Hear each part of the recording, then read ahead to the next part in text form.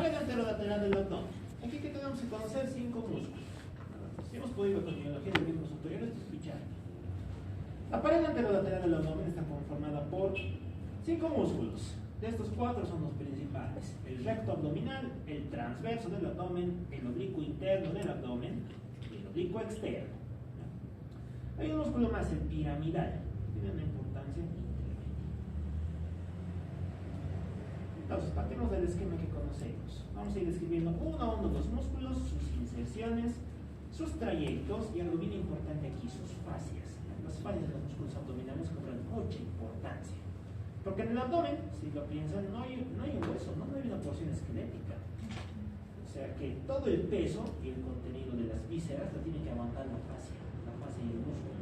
Por eso son músculos bien desarrollados. Ya, comenzamos hablando del recto abdominal. Este músculo que estamos viendo aquí atrás en el fondo. Un músculo alargado, aplanado y grueso. Este músculo se extiende a nivel de la línea media, desde el pubis hasta la parte anteroinferior del tórax. En su trayecto vamos a definir 2 inserciones, una inserción distal y una inserción proximal. Comenzaremos hablando de la proximal. Esta se ubica por medio de un tendón aplanado y corto en la parte anterior del borde superior y la cara anterior del pubis, desde el tubérculo pubiano hasta la sínfisis. Además de que se extiende por la cara anterior de la sínfisis del pubis. ¿Se acuerdan qué tipo de articulación es la sínfisis del pubis? Franz, ¿qué tipo de articulación es?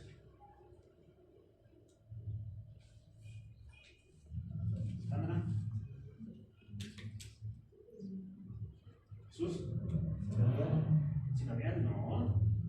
Si fuera sinovial sería recontra móvil, no tendría esa gente desplazando y retrocediendo su pubis. Semimóvil, ¿cómo se llaman las semimóviles?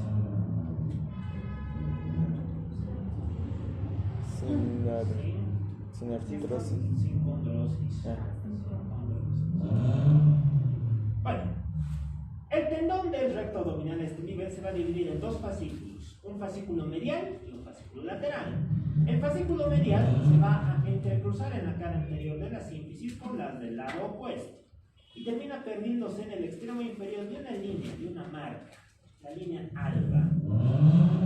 Entonces, imaginariamente se traza una línea por el eje medio del abdomen y ahí vamos a observar de que queda una línea límite. Esa es la línea alba.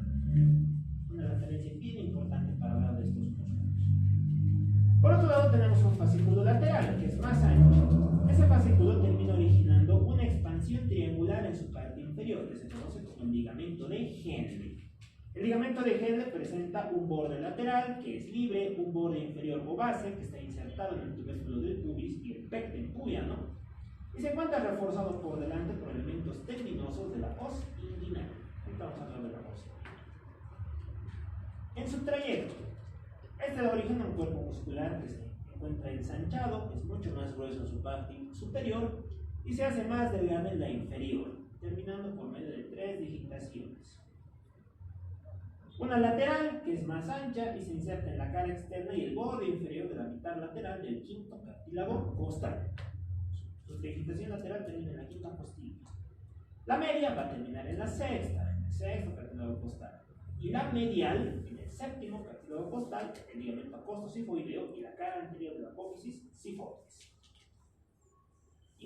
En este trayecto vamos a encontrar distintas intersecciones, límites entre las superficies del tendón. Estas se conocen como las intersecciones transversales, rectilíneas o sinuosas, sobre todo dispuestos en la cara posterior del músculo. Se encuentran en números de 2 a 5 y si existen 2 o 3 intersecciones, una va a estar situada a la altura del ombligo y las otras son más superiores. ¿Qué tenemos? La línea alba, que les decía, ¿no? Una línea media que va a separar a los rectos abdominales. Esta línea puede adquirir distintos colores, tinciones, según ciertas patologías, ¿no? Por ejemplo, esto, ¿qué será? ¿Qué creen que le ha pasado a este abdomen? ¿Por qué está marcado?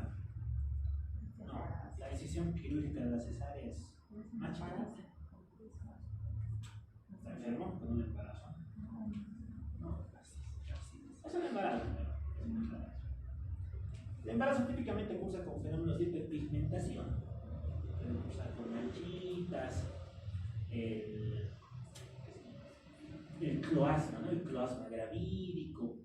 Este tipo de fenómenos son producto de los fenómenos hormonales o cambios hormonales que sufre la mujer durante el embarazo. Y uno de esos es el aumento de tensión de ciertos límites, como en la línea alba. Ya. Por último, tenemos a la fascia. Cada uno de estos músculos, ¿no? Estamos viendo acá, recto abdominal, fíjense cómo están separados por la línea alba. Van a estar rodeados por una fascia, la fascia de los rectos. Una vaina aponeurótica constituida casi enteramente por las aponeurosis de los otros músculos, el oblicuo externo, el oblicuo interno y el transverso. Fíjense cómo los músculos de afuera terminan dándole las capas o las envolturas que van a rodear a cada uno de los rectos. Y finalmente, toda la parte superior de esa lámina está formada por una aponeurosis, la aponeurosis del pectoral mayor. Después tenemos al músculo piramidal. Ese chiquitito que estamos viendo aquí abajo, ese es el piramidal. Un músculo que puede o no estar presente, es inconstante, es triangular de base inferior, ubicado por delante de la parte inferior del recto del abdomen. Este se extiende desde el pubis hasta la línea alba. Y ahora vamos a reconocer una inserción proximal y una distal. La proximal está constituida por fibras tendinosas cortas que se ubican en el pubis, por debajo del recto abdominal.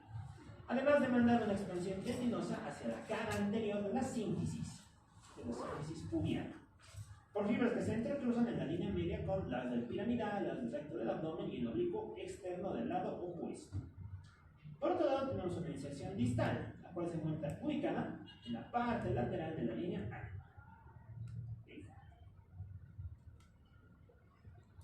Por debajo tenemos al transverso del abdomen, este músculo de acá. Recibe esa denominación por la dirección o por las fibras que tienen, pero por la dirección que tienen las fibras que integran este músculo. Es el más profundo de los tres que hemos descrito. Un músculo semicilíndrico, muscular en su parte media y tendinoso en sus porciones proximales y distales. Este se extiende en toda la mitad lateral de la pared abdominal, desde la columna hasta la línea alba. Comenzaremos hablando de su inserción proximal. Este músculo se inserta en la cara interna de los últimos 6 arcos costales, con digitaciones musculares dirigidas hacia cada uno. Además de que va a mandar inserciones a los cartílagos 7 y 8, al cartílago de la parte ósea del noveno y la parte ósea de los arcos 10, 11 y 12. También se inserta en los vértices de las apófisis costales de las 4 primeras vértebras lumbares a través de una lámina tendinosa, el tendón de origen del músculo transverso. Y por último, en la mitad o los 2 tercios anteriores del labio interno de la cresta ilíaca y el tercio lateral del ligamento inguinal. Tomando origen en esos puntos, origina un cuerpo muscular que se dirige en sentido lateral. Pasa lateral al músculo erector de la columna, se dirige horizontalmente y forma una lámina triangular cuya base se ubica por delante y continúa o prolonga a la aponeurosis del transverso abdominal. Esta línea va a comenzar superiormente en el borde de la apófisis sifoides, por detrás del recto abdominal, y termina pasando lateralmente al músculo, lateral al tubérculo pubiano. Desde su origen, la aponeurosis se extiende hasta la línea alba y el pubis. Y va a terminar insertándose a nivel de 2 tipos de fascículos, fascículos inferiores y superiores. Los inferiores, que nacen del ligamento inguinal, se dirigen inferior y medialmente. Van a pasar por arriba y por detrás del cordón espermático del ligamento redondo, que son el contenido del conducto inguinal, y se van a unir con las fibras del oblicuo interno del abdomen, situadas por delante, dándome origen a un espacio que se conoce como el tendón conjunto o la os inguinal. Esta os inguinal termina insertada a nivel de la del pubis y de la sínfisis por delante del recto del abdomen, en el tubérculo del pubis y del pecten del pubis, por medio de un ligamento, el ligamento lacunar. Algunas fibras inferiores van a también nacer del ligamento inguinal y se unen a fibras del oblicuo interno del abdomen para dar origen a un último músculo, que es el cremaster. Hablaremos del oblicuo interno. El oblicuo interno es este músculo que se encuentra por debajo, no hemos retirado el transverso. Este es un músculo ancho, aplanado, triangular, que está recubriendo la cara superficial del transverso del abdomen. Este se extiende desde la cresta ilíaca hasta las últimas costillas, la línea alba y el pubis. Comenzaremos hablando de su inserción proximal. Este se inserta en el tercio lateral del ligamento inguinal y los 3/4 anteriores de la línea intermedia de la cresta ilíaca. Además de que presenta una lámina tendinosa que se confunde con la fascia tóraco-lumbar, desde el cuarto posterior de la cresta ilíaca y la apófisis espinosa de la quinta lumbar. ¿Dónde va a terminar insertándose? Va a terminar a través de 3 tipos de fibras: fibras posteriores, fibras medias y fibras inferiores, a través de una línea de inserción curvilínea que nace desde las últimas costillas y que termina en el pubis. Las fibras posteriores van a terminar insertadas en el borde inferior y el vértice de los 4 últimos cartílagos costales. Las fibras medias continúan hasta la línea alba y van a seguir una línea ligeramente oblicua, la cual se confunde por debajo con el límite lateral de la aponeurosis del transverso abdominal. Esta aponeurosis se va a dividir sobre el borde lateral del recto en 2 láminas: una lámina anterior u hoja anterior y una lámina posterior u hoja posterior. La lámina anterior se une a la aponeurosis del músculo que está por delante, que es el oblicuo externo del abdomen, y va a pasar por delante del recto. Mientras que la hoja posterior se va a unir a la aponeurosis del músculo que está por detrás, el transverso del abdomen, y junto con él pasa por detrás del recto del abdomen.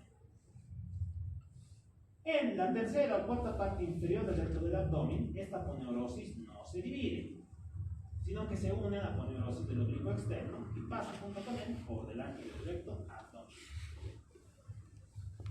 Bien.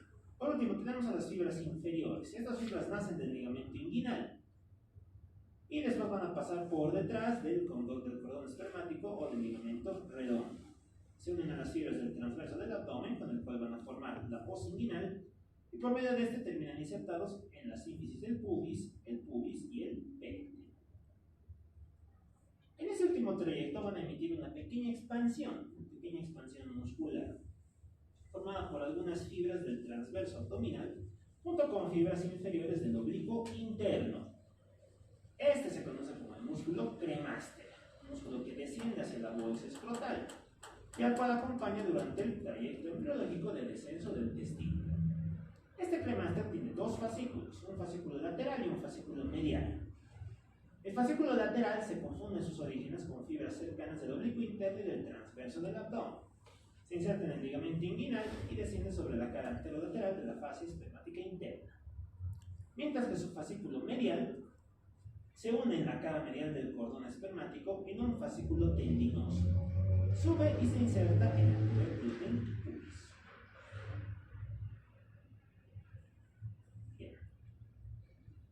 Nuevamente, encontramos al oblicuo externo, un músculo ancho, delgado, muscular en su parte posterior y tendinoso por delante. Este va a ser lo opuesto que hacía el oblicuo interno. Se extiende desde la pared torácica hasta la línea alba, cubriendo en su trayecto al pubis, al ligamento inguinal y a las crestas ilíacas. Por su inserción proximal, este músculo superiormente se inserta por 7 a 8 digitaciones en la cara externa y el borde inferior de las 7 a 8 últimas costillas. La última digitación nace del cartílago costal, que corresponde a la 12ª costilla. Estas lengüetas se engranan con las digitaciones inferiores de otro músculo que es dentado, el serrato. El serrato anterior por arriba y las lengüetas de origen costal del dorsal ancho por debajo. Las dos se van a escalonar siguiendo una dirección oblicua en sentido inferior, lateral y posterior. Las fibras superiores se dirigen horizontalmente en sentido medial, las medias se dirigen en sentido oblicuo y las inferiores descienden en trayecto cada vez más vertical.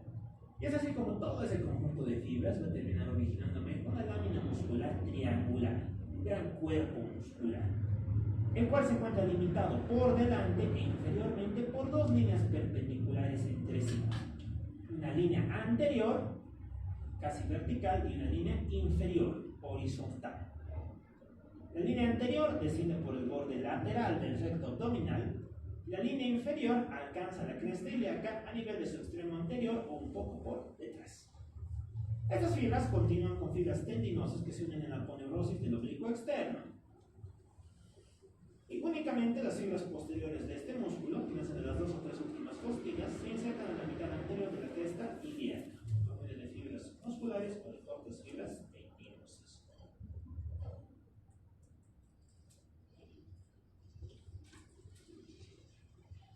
Vamos a su recorrido. Gracias, Jesús. En ese trayecto, en ese recorrido, en ese trayecto de descenso que describe el oblicuo externo, va delimitando un espacio. Un espacio que delimita el oblicuo con el borde inferior del dorsal ancho y con el borde superior de la cresta ilíaca. Esto se conoce como el triángulo lumbar o el triángulo de Petit. Un sitio en el cual puede producirse un tipo de hernia lumbar.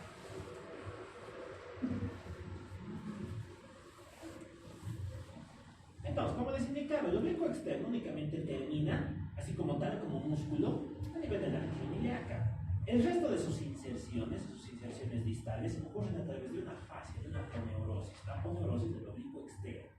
Y esa aponeurosis, en su trayecto de inserción, va a darme origen a distintas estructuras que son parte de la región inguinal, el anillo inguinal superficial y el ligamento inguinal. Hablaremos primero del anillo inguinal superficial. Este presenta 3 pilares, o 3 cintillas, una cintilla lateral, una medial y una posterior. Hablaremos de cada una de ellas. Comenzaremos hablando del pilar medial, del pilar posterior. El pilar posterior, ligamento reflejo, ligamento de Colles. Este desciende por detrás del pilar medial, cruza la línea media y termina insertándose a nivel del pubis, del tubérculo del pubis y del extremo medial del peine. A nivel del pubis se inserta desde la sínfisis hasta el tubérculo del pubis, por delante del recto abdominal y por detrás del pilar medial del lado opuesto.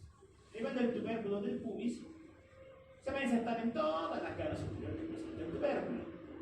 Y en el extremo medial del peine se inserta por medio de unas fibras que se unen a un ligamento, el ligamento lagunar. Después vamos a hablar de eso.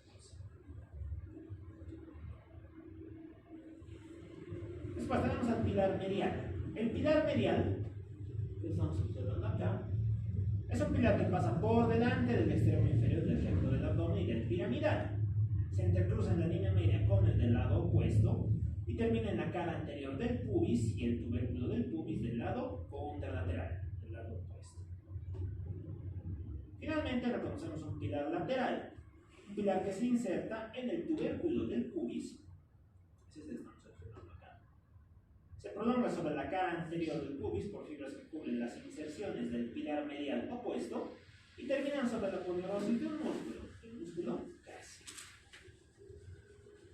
Fíjense que en ese trayecto los pilares van a delimitar un espacio que se conoce como el anillo inguinal superficial u orificio superficial del conducto inguinal. Este se encuentra delimitado por los pilares medial y lateral y lo van a convertir en orificio cuando sea cubierto por un ligamento, el ligamento reflejo, el cual cierra el extremo inferior de esta abertura y de las fibras intercolumnares que redondean su extremo superior. Entonces, por aquí estamos mirando al ligamento reflejo, por aquí estamos mirando los ligamentos intercolumnares, por arriba al pilar lateral y por debajo al pilar medial. Eso me da origen a un espacio, ¿no? A un hueco. Ese es el orificio superficial del conducto inguinal.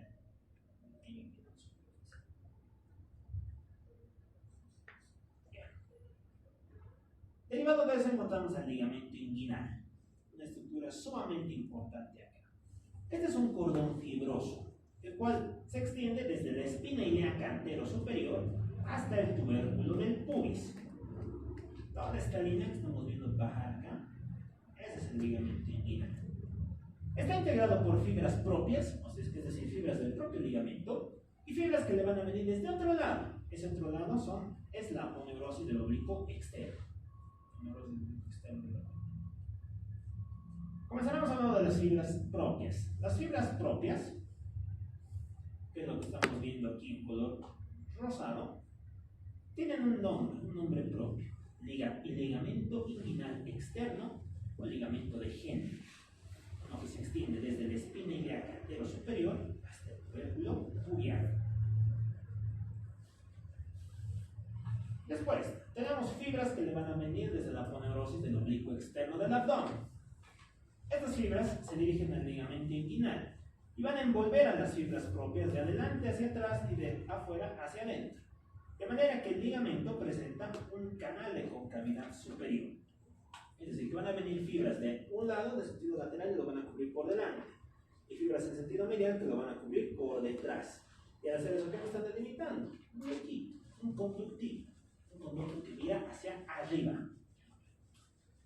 En su fondo de ese conducto vamos a encontrar a las fibras propias. Su límite anterior, su borde anterior, está constituido por la aponeurosis del oblicuo externo. Y su borde posterior en forma de una delgada lámina fibrosa que se conoce como el ligamento inguinal. Después tenemos otra formación. El tracto iliopúbico, la cintilla iliopubiana o cintilla de Thomson. Esta es una formación de refuerzo para el ligamento inguinal. Se extiende desde la espina ilíaca antero superior hasta el tubérculo del pubis. Muchas de sus fibras se separan del ligamento inguinal a nivel del borde lateral del tendón conjunto o de la voz inguinal y van a pasar por detrás de este y del recto abdominal hasta la línea alba. Esta última parte pasa por detrás del transverso abdominal, del tendón conjunto o la voz inguinal y pasan por delante de la fascia transversalis, de la que vamos a hablar después. En ese trayecto va a presentar dos bordes, un borde superior y un borde inferior. El borde superior, muy delgado, el borde inferior se une al ligamento inguinal sobre el borde posterior del canal y va a formar parte de dicho ligamento, de lo que está constituido por fibras más profundas del borde inferior de la aponeurosis del oblicuo externo. Este tracto, en su recorrido, va a encontrarse muy adherido a la fase transversal y situada por detrás de él, a la cual la va a reforzar. Pero también se dispone sobre la mitad lateral del ligamento inguinal, el tracto y la fascia que le separa, delimitando un espacio ocupado por los vasos circunflejos ilíacos profundos. Después tenemos el ligamento lagunar.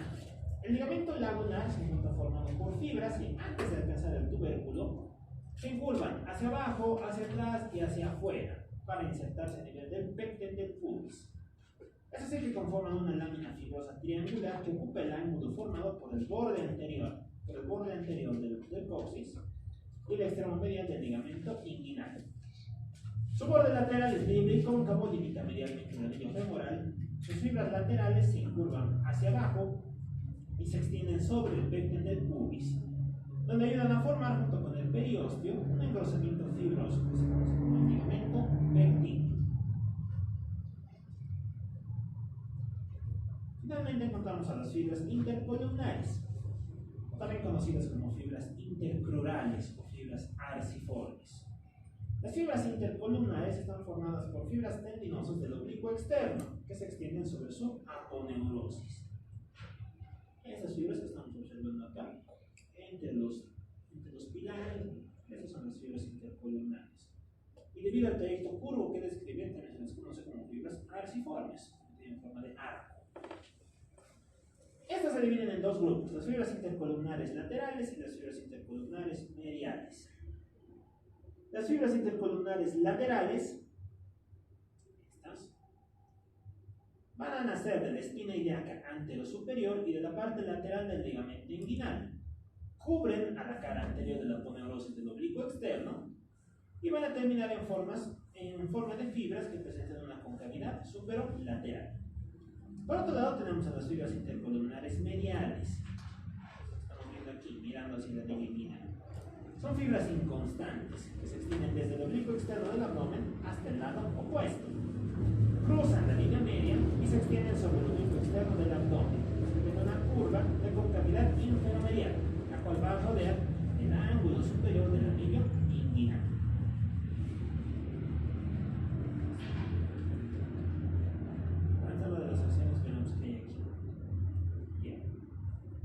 Entonces, si observamos todos los músculos del abdomen, toditos, en su parte superior son musculares, son formaciones bien gruesas, pero por debajo únicamente quedan constituidos por tendones. a esa masa tendinosa que se ubica por delante del pubis y que está constituida por los tenones de terminación de los músculos, se conoce como la masa tendinosa prepubiana o masa fibrosa prepubiana, ubicada en la superficie de inserción de los músculos de la pared anterolateral. Esta está formada a cada lado principalmente por el fascículo medial del recto del abdomen, por el músculo piramidal, los pilares del oblicuo externo del abdomen, la os inguinal o el tendón conjunto, y también por el aductor largo y el ligamento suspensorio del pene o del clítoris. Las inserciones de los pilares del oblicuo externo del abdomen y de otros, en realidad corresponden a esta masa, ¿no? A esta gran masa tendinosa. No son en realidad tendones terminales propios de los músculos, sino que todos terminan en una sola masa. Podemos decir que esa masa es su zona de inserción distal, su tendón de inserción distal. Bien. Finalmente, hablamos de las acciones. ¿Para qué nos servirán los músculos de la pared anterolateral del abdomen? La idea es, ¿para qué funciona?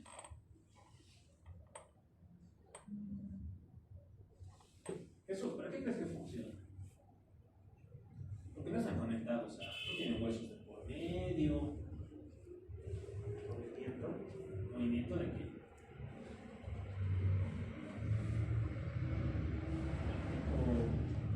¿Cómo va entre el vientre, más o menos? Movimiento hindú. Dime, Sam. ¿Podría ser para reducir los más importantes de la abdomen? Ya, pero aparte de Protección. protección, recubrimiento. No es una función.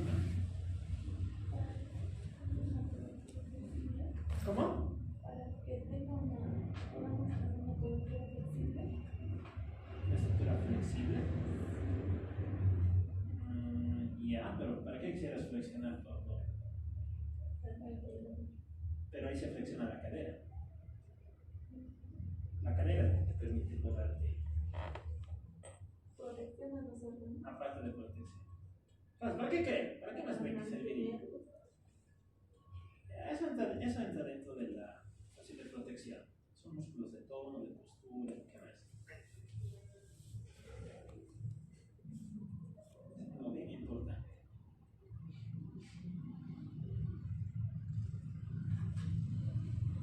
Gracias a esto que pueden ir al baño. Claro, son los que comprimen a las vísceras. Tienen una función bien importante que es esa. Como las vísceras por dentro tienen músculo, ¿no? Un mapa de músculo liso.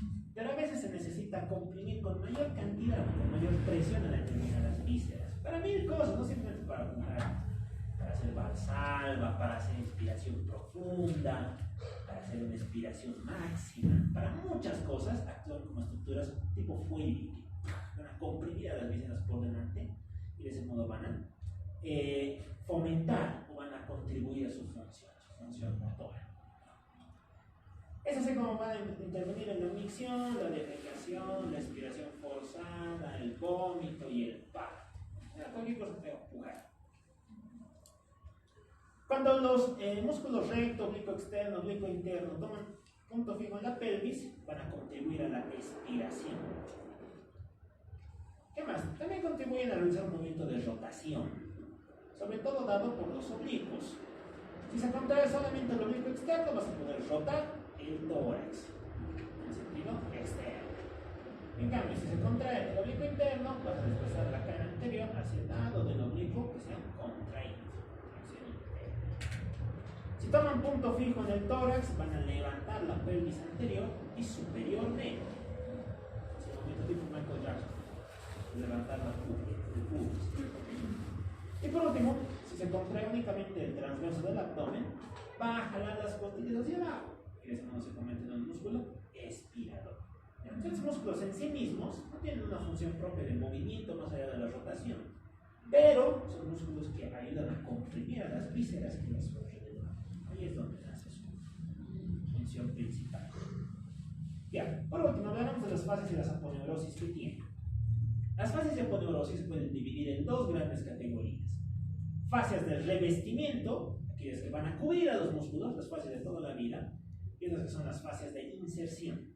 láminas que van a permitir a los músculos insertarse en distintos puntos del macizo pubiano, del espinallaje, etc. Fíjense cómo todos los músculos están rodeados por hojas fibrosas. Comenzaremos hablando de las fases del revestimiento. Entonces aquí tenemos una pared, un segmento inferior de la pared anterolateral del abdomen, pero a distintos cortes en distintos puntos. El primero de ellos corresponde a un corte a nivel del anillo inguinal profundo. En este punto, ¿qué vamos a encontrar? Una fascia que se dirige hacia la mitad lateral del ligamento inguinal. Desciende hasta la fascia ilíaca y se confunde con él. Esta fascia de la que estamos hablando constituye la fascia del transverso, una fascia transversalis o fascia transversal. Es una lámina fibrosa bien importante, porque no solamente va a cubrir la cara profunda del transverso del abdomen, sino que también recubre una buena parte de las estructuras viscerales que hay por detrás. Esta fascia transversalis presenta una parte superior que es celular, es decir, es tejido adiposo, y que es difícil de distinguir de la fascia extraperitoneal. Presenta una consistencia que aumenta de arriba a abajo hasta convertirse en una lámina fibrosa en la parte inferior de la pared. Recubre toda la cara profunda del transverso abdominal, exceptuando la parte de la aponeurosis del músculo por debajo de la línea arqueada. Y en ese punto la fascia se separa de la aponeurosis del transverso y pasa por detrás del recto. El tracto ilopúbico, el ligamento de Henle y el ligamento interfoveolar son fascículos que van a reforzar a la fascia transversal. Por su cara profunda, como les decía, está en relación con las vísceras, con el peritoneo, que puede estar recubierto por una capa de tejido celular conocida como la fascia extraperitoneal. Y sus relaciones en el límite inferior son diferentes según el punto que se considere. Como les decía, aquí tenemos tres cortes. Estamos hablando de una relación a nivel del anillo inguinal profundo, pues observamos que desciende hasta la fascia ilíaca. Va a terminar confundiéndose con la fascia del miembro inferior. Fíjense cómo la fascia transversal, es que esta línea celestita, se funde con la fascia ilíaca para terminar conformando una sola lámina fibrosa. En cambio, si mi fascia transversalis la observo a nivel de un corte que pasa por el anillo inguinal profundo, voy a observar en ella que hacia la parte media del ligamento encontramos a los elementos del cordón espermático. Si es varón, si es mujer, el ligamento redondo. Estos se introducen en el anillo inguinal profundo y dan origen alrededor del cordón espermático a un divertículo, el cual penetra en el conducto inguinal y que va a formar la vaina fibrosa del cordón espermático, que se conoce como la fascia espermática interna. Aquí estamos viendo el cordón espermático. Fíjense cómo en su trayecto de paso, la fascia transversalis demanda un pequeño fascículo, una pequeña envoltura, que se conoce como la vaina fibrosa. A la altura de los vasos ilíacos externos, esta fascia continúa con la vaina de los vasos ilíacos. Y a ese nivel está reforzada en su cara anterior por una capa celuloadiposa, que continúa con el tejido celular que envuelve los vasos y que va a formar en el conducto femoral una vaina, la estructura que les rodea. Vaina vascular femoral. Por último, si es que realizo un corte, una porción mucho más medial, voy a observar que medialmente a los vasos femorales, la fascia pasa por detrás del ligamento inguinal, hasta llegar al pecten del pubis, constituyendo en este punto el tabique femoral. Desciende medialmente al ligamento inguinal y recubre la cara posterior del ligamento de Henle y del recto del abdomen, y termina fijándose en el labio posterior del borde superior del pubis. Listo. Bien.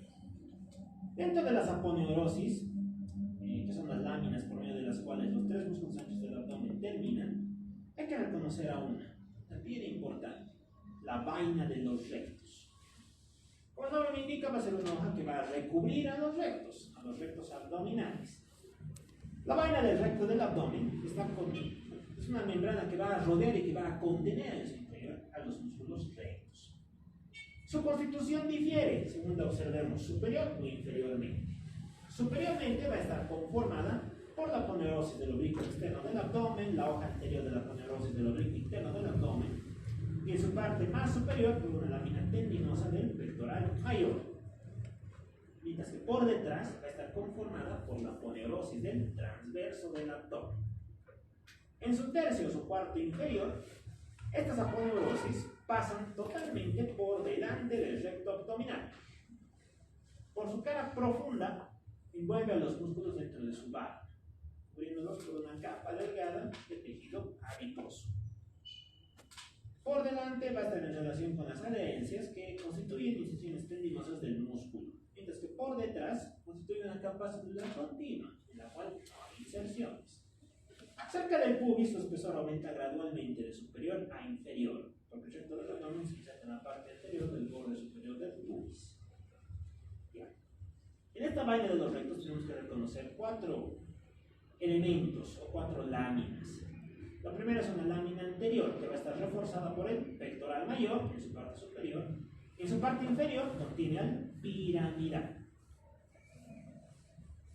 Encontramos también una lámina posterior, la cual está constituida únicamente por la fascia transversalis, que se separa de la aponeurosis del transverso del abdomen para pasar por detrás del recto abdominal.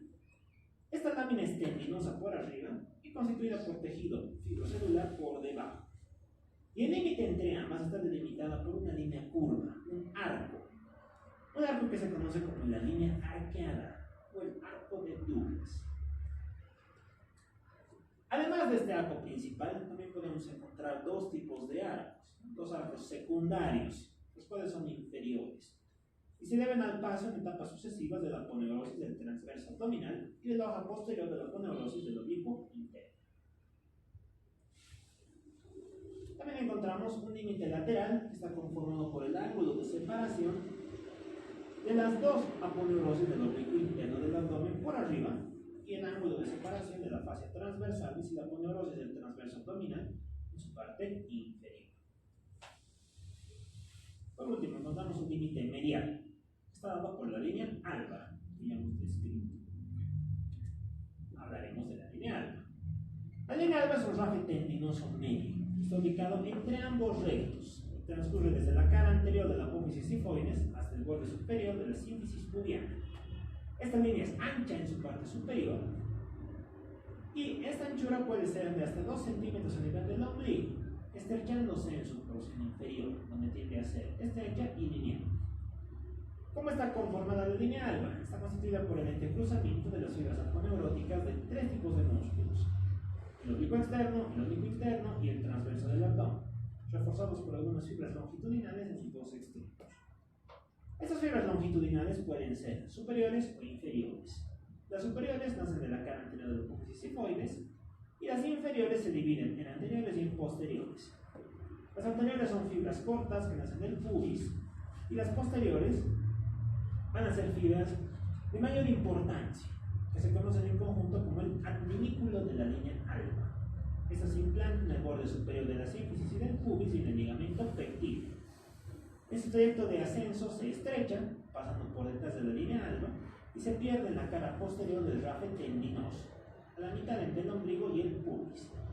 En su base encontramos una depresión profunda, llena de tejido adiposo y algunas ramificaciones de los vasos suprapúbicos. Las fibras en general de los anchos del abdomen, que se intercruzan a este nivel, el nivel de la línea alba, dejan en ocasiones pequeños orificios entre sí, los cuales son frecuentes, sobre todo en su porción superior, próximos al ombligo, a través de las cuales dan paso a algunas ramificaciones vasculares o nerviosas, como el adiposo, y ocasionalmente pequeños fondos de saco del peritoneo.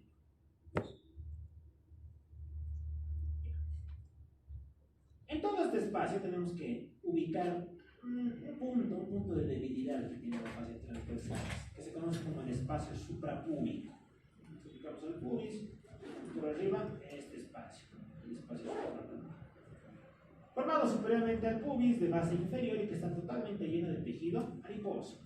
Está separado del espacio correspondiente del lado opuesto por el adminículo de la línea alba, cuyo borde posterior está unido a la fascia transversal. Por último, hablamos de los ligamentos interfoveolares, o el ligamento interfoveolar. Una cintilla fibrosa inconstante y muy delgada, la cual nace en el extremo lateral de la línea arqueada, donde desciende confundiéndose con la fase transversalis. Describe después un asa de concavidad hacia arriba. Aquí tenemos el ligamento interfóbula. Fíjense cómo nace a nivel del extremo lateral de la línea arqueada. Esta es la línea arqueada de Douglas, de la vaina de la fascia del recto abdominal. Y desciende confundiéndose con la fascia transversalis. En ese trayecto va a describir un asa de concavidad superior, en el cual va a abrazar al contenido del ligamento inguinal, al cordón espermático si eres varón y al ligamento redondo si eres mujer, a su entrada en el conducto inguinal. Estas fascias van a terminar dispersándose en torno a la fascia transversalis. Y estas fibras provienen de una expansión que proviene de la línea arqueada del mismo lado, pero que preceden a la aponeurosis del transverso del abdomen del lado opuesto. ¿Listo? Eso es la pared anterolateral del abdomen. No tiene mucha ciencia. 5 musculitos y conducto inguinal. ¿Alguna pregunta? ¿Alguna duda? ¿No me ha quedado claro? Ya. Dime. No me quedó muy claro esto.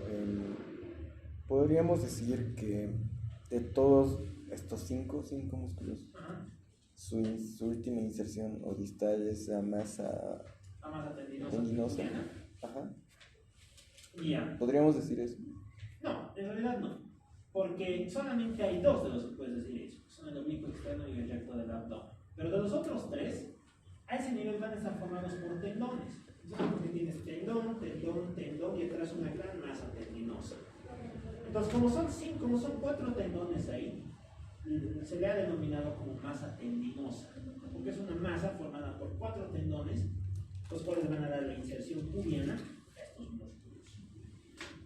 A eso se refiere con masa tendinosa. Pero en general, cada uno tiene su propia inserción distal. ¿Ya? Está bien, gracias. ¿Okay? ¿Alguna otra pregunta? ¿Alguna otra duda más? En general no es un tema muy complicado. Y en el papel creo que son 15 páginas. Así que leanlo, estudienlo. Este tema no es difícil de saberlo bien. Y es bien importante, porque es la base de las hernias inguinales, de las hernias umbilicales, de la hernia de espiga, todo ese tipo de cosas. Ok, ¿qué más? Creo que nada más. Ya chicos, entonces si no hay más preguntas ni dudas, pueden retirarse. Solo se queda Franz y Jesús, porque tienen que dar su examen práctico. Listo, los demás pueden retirarse chicos. Nos vemos el día